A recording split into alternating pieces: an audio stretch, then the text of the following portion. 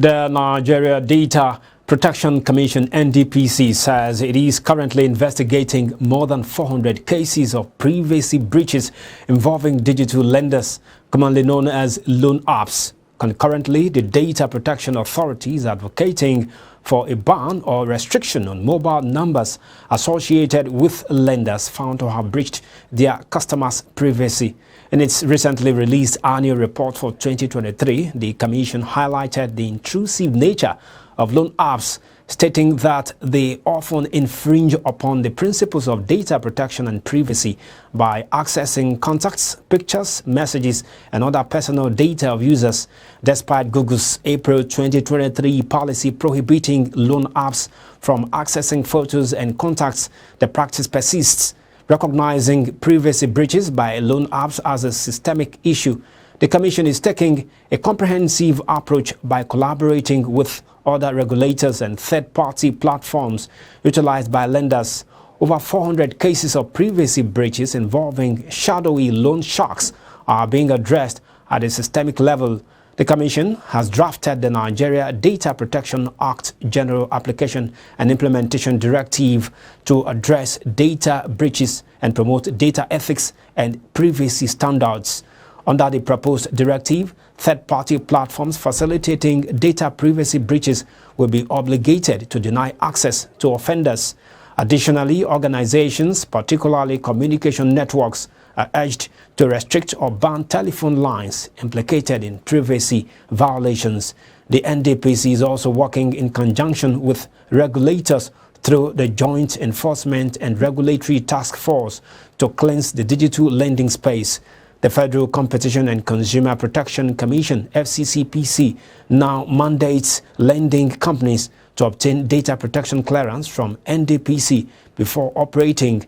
Earlier this year, Citizens Gavel, a consumer rights organization, lodged a formal complaint with FCCPC against 30 unlicensed digital money lenders operating in Nigeria. The complaint stemmed from over 600 consumer grievances revealing the lenders' use of crude, illegal methods to collect debts, including defamation, cyberbullying, and death threats.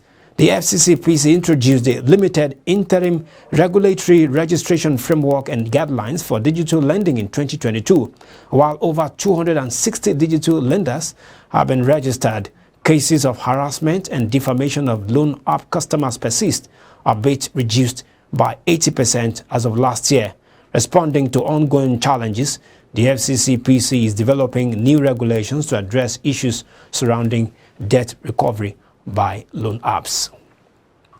Now, the Institute of Chartered Accountants of Nigeria has expressed support for the move of the Senate to probe the Ways and Means loan to the federal government under the administration of former President Muhammadu Buhari. In February, the Senate constituted a 9-member ad hoc committee to probe the disbursement and usage of the 30 trillion naira Ways and Means loan obtained by the Buhari administration from the Central Bank of Nigeria.